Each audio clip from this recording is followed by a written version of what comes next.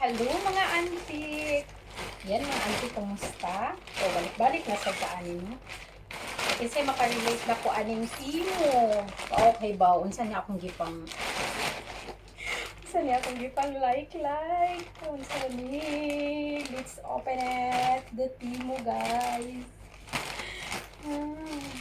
Bukan timo. Barato na ba siya? Wala ba feeling mo? Barato. Okay. This one.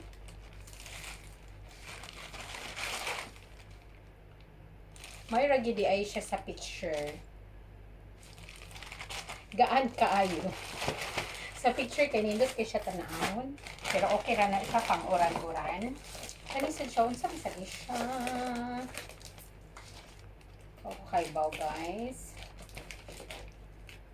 For the first time mag-unboxing ta aning timo na sa inyong kalakihan eh.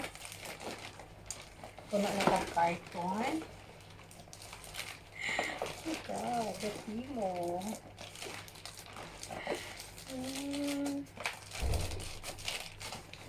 Dugay yun.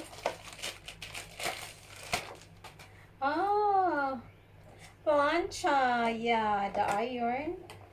I-try niyo na to siya guys. Color green. Para kung mag-travel ta, travel kayo. So, madala na ni na to. O, diba? Nasa ikanang kuan. Pero barato na dyan niya siya. Barato na siya. Nakalimot lang sa presyo. Kanya, unsa pa rin siya. Okay. And, nice ra. Size 36. Barato lagi hapon eh. Kalimot lang sa ko sa price.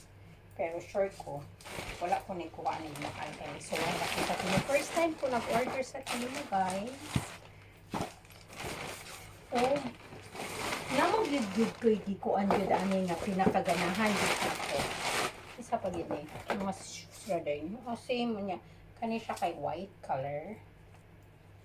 Diba? Mga light. Nice rasad ba siya. Katulong ang black, hindi ko ganahan. Pero gaan sa siya in fairness. Gaan siya. So, mana siya ang atong timo guys. So, maugid siguro niya akong gipaabot. Kani. I'm not sure. Yeah, I think so.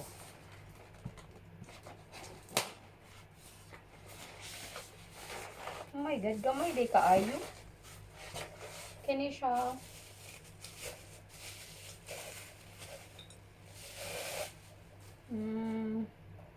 Manilutuan siya guys sa mga kanang init-init.